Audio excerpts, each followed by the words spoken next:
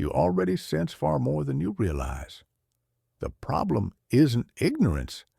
It's that no one ever taught you how to interpret what you're already picking up on. Every human being broadcasts signals constantly, not intentionally, but unconsciously. Tone shifts, pauses, contradictions, nervous habits. These are not random. They are traces. And once you learn how to read them, people stop feeling confusing. They become transparent. This isn't a trick, and it isn't a list you memorize. It's a way of seeing that changes how you experience every interaction. And that's why this matters. Once you develop this skill, you don't go back. You start noticing patterns where you once saw personalities. From early on, you were trained to trust language. Words feel solid, reliable, official. But the truth is that speech is rarely an expression of honesty. It's an instrument of survival. People don't speak to reveal who they are. They speak to protect themselves. What you meet first is never the person. It's the armor. The agreeable one may not be kind at all. They may simply fear rejection. The dominant one may not be strong. Now, they may be desperate to stay unseen. And the most deceptive part is this. Most people genuinely believe their own performance. They don't wake up intending to deceive. They inherited behaviors that once kept them safe. And now those behaviors run automatically. That's why what you're looking for isn't hidden truth. It's leaked truth. Reality escapes in moments of tension, in reactions that don't quite fit the script. Discomfort is the first crack.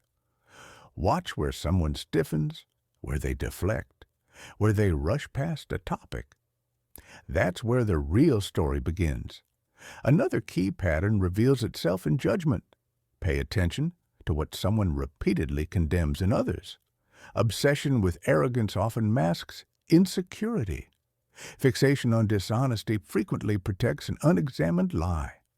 We reject externally what we refuse to confront internally. Criticism isn't observation, it's exposure. And then there is silence. Silence is not emptiness, it's density. When someone avoids answering, when they retreat into rehearsed phrases, when they grow vague precisely where depth is required, that absence speaks louder than explanation. Words can be crafted, silence cannot. Excessive moral posturing follows the same rule. Those who announce their virtue loudly are often attempting to elevate themselves without confronting their own contradictions. True integrity doesn't require performance. The more aggressively someone displays purity, the more likely it is that something unresolved hides beneath it. And finally, understand this before anything else. People do not lie to you first. They lie to themselves. I'm fine. I'm over it. It doesn't matter. These aren't manipulations. They are rehearsals. Self-deception is not cruelty. It is anesthesia. And when someone's story feels inconsistent, it's not because they are clever. It's because the truth is trying to surface through a structure that can no longer contain it. Reading people isn't about control or superiority. It's about clarity. When you understand that interruption can come from fear, that boasting can grow from doubt, that avoidance often hides shame, something shifts. You stop reacting. You start seeing. And when that happens, judgment fades. Not because you excuse behavior, but because you finally understand where it comes from. Once you begin seeing the surface for what it is, the next layer reveals itself almost automatically. Personas don't simply exist. They fracture under pressure. And when they do, the forces driving them become visible. Nearly all human behavior, when stripped of its justifications, is organized around fear. Not dramatic fear, but quiet, persistent fear. fear of being rejected, diminished, forgotten, replaced. This is why people over-explain, dominate conversations, or disappear the moment intimacy approaches. Desire is rarely the engine. Avoidance is. To understand someone, don't ask what they want. Ask what they are trying not to lose. Status, approval, control, relevance. These are the currencies beneath the words, and nowhere is this clearer than in constant criticism. Persistent judgment is never neutral. It is an echo. When someone repeatedly targets a specific trait in others, they are usually attempting to exile that same trait within themselves. Ridicule becomes a method of self-distance. Condemnation becomes containment.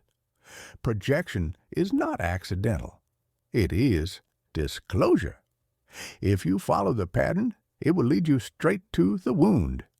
Confidence, too, is often misunderstood. There is a version of certainty that is calm and grounded, but there is another that is loud, rigid, and defensive. This second kind is not strength. It is guilt in uniform. People who perform unshakable authority often do so because doubt terrifies them. They over-prepare, over-control, over-assert, because being exposed feels unbearable. True peace does not need to announce itself, and exaggeration follows the same logic. Absolutes are rarely honest. When someone insists they don't care, or that they are always fine, or that nothing affects them, what you're hearing is volume, not truth. Extremes exist to drown out something softer and far more threatening: uncertainty. The louder the claim, the more fragile the foundation. Control is another tell. Some people don't seek order. They seek relief. Obsession with structure, rules, dominance, or predictability often signals an inner world that feels unstable. When the internal landscape is chaotic, the external one must be tightly managed. These individuals aren't powerful. They're terrified of collapse. And finally, understand this: performance is not expression. It is compensation. Constant visibility, relentless self-presentation, curated personas. These are not signs of fulfillment. They are attempts to be seen before disappearing. Someone who truly knows themselves does not need an audience. They already exist fully. So when you encounter excess confidence, excess morality, excess control, excess performance, don't be intimidated. Look closer. What appears imposing is often protective. What appears dominant is often defensive.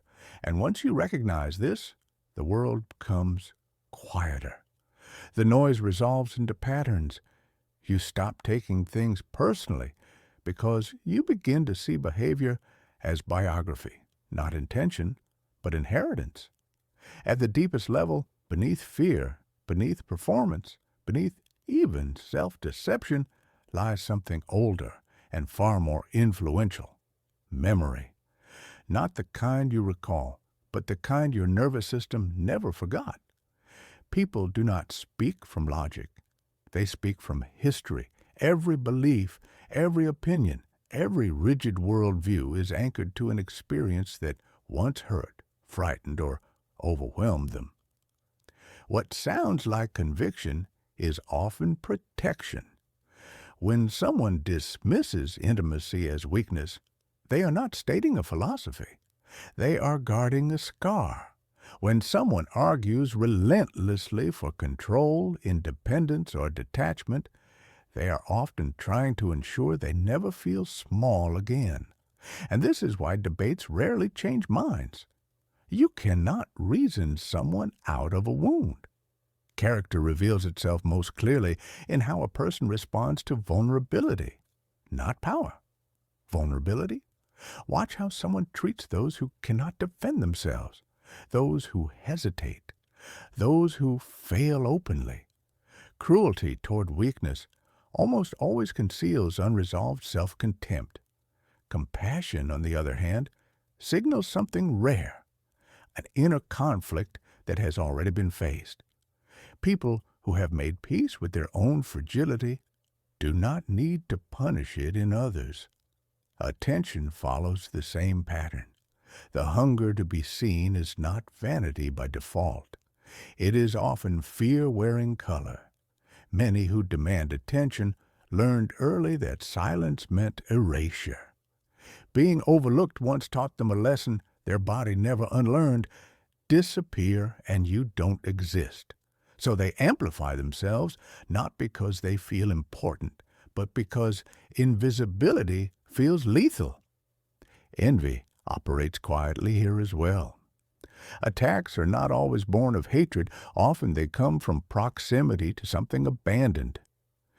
We tear down what reminds us of unrealized parts of ourselves. Mockery is easier than mourning.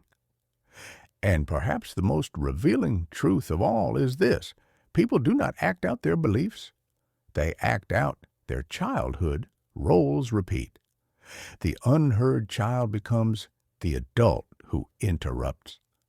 The punished child becomes the one who withholds warmth. The child who had to earn affection becomes the adult who performs endlessly, even in relationships that wound them. They believe they are choosing freely, but they are reenacting what once felt necessary. Patterns are not random. They are confessions. Someone who disappears when things deepen is telling you where closeness once became dangerous. Someone who overworks is telling you where rest once felt unsafe. Someone who cannot tolerate stillness is telling you exactly what waits for them there. And when you learn to read patterns instead of promises, something profound happens. You stop personalizing behavior. You stop chasing explanations. You begin to understand, not in a sentimental way, but in a grounded, stabilizing way. You become harder to manipulate because you are no longer confused. You become harder to provoke because you see the wound before the weapon. And most importantly, this clarity turns inward. Every truth you recognized in others reflects something in you. Your judgments, your attractions, your triggers, they are mirrors.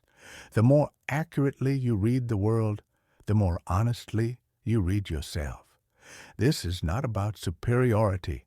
It is about waking up, seeing that behind every mask is a frightened attempt to survive, including your own.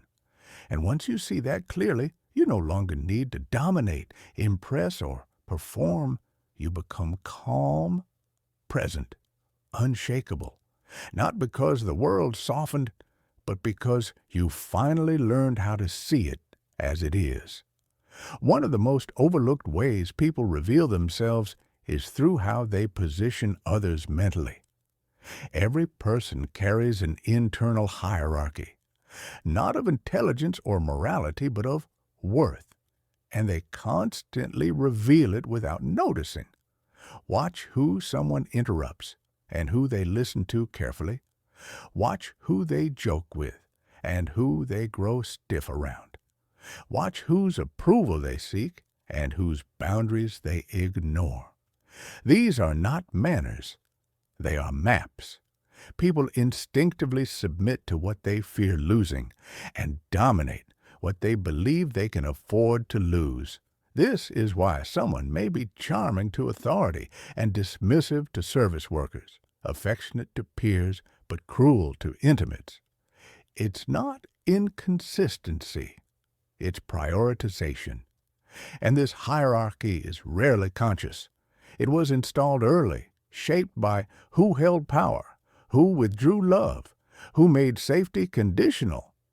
That's why certain people trigger obedience while others trigger defiance. And here's the crucial insight. The way someone treats you is not always about you. It's about where you sit in their internal structure. If someone minimizes you, it may not be because you are small, but because closeness feels threatening. If someone idealizes you, it may not be admiration, but fear of abandonment. Extremes are never about balance. They're about unresolved dynamics replaying themselves in real time. Once you understand this, rejection stops feeling personal and attraction stops feeling mystical. You see it for what it is. History looking for familiar terrain. And when you stop trying to climb someone else's hierarchy, you regain your own center. You no longer negotiate your worth through reactions. You simply observe. And that observation alone shifts the power dynamic quietly, without confrontation. Before people reveal who they are, they test. Subtly, indirectly, almost politely. Boundary testing is not rudeness. It is reconnaissance, a late reply, a small disrespect disguised as humor, a favor request that arrives just a little too early. These moments are not accidents. They are questions asked without words. How much can I take before you push back? And the answer you give shapes the version of you they interact with. If you over-explain, they learn you doubt yourself. If you tolerate repeated discomfort, they learn your limits are flexible. If you respond calmly but firmly, they recalibrate. Most people are not malicious. They are adaptive. They adjust behavior based on feedback. And this is why early interactions matter so much. The mask someone wears around you is the one you unknowingly allow. This doesn't mean you should become rigid or suspicious. It means awareness matters. Boundaries are not walls. They are signals. They tell others how to treat you without needing justification, and people who react strongly to boundaries reveal something immediately, either entitlement or fear of losing control. Both are valuable information.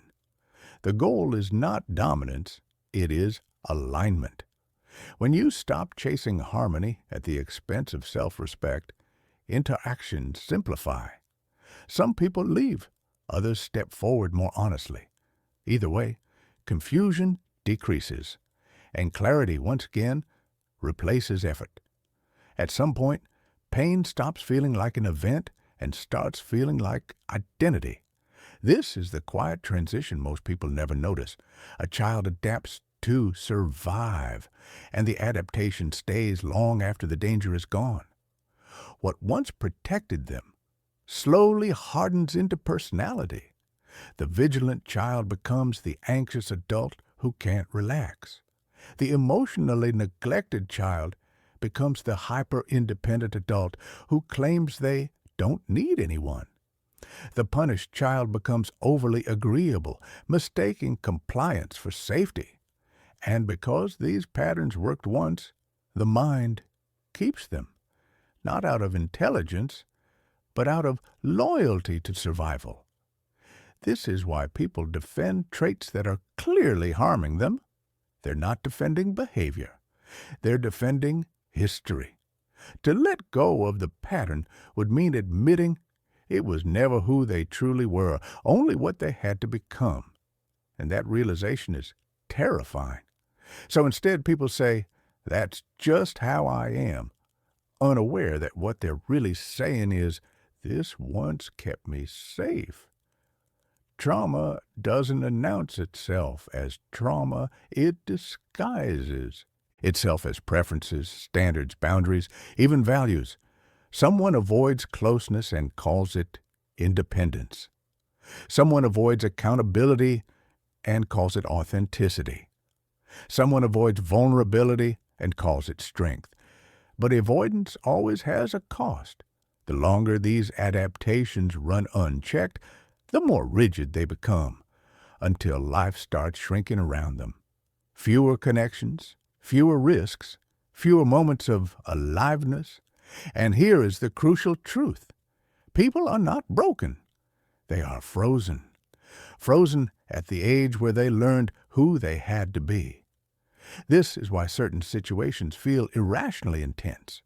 why criticism feels like annihilation, why abandonment feels unbearable. The body remembers what the mind tries to outgrow.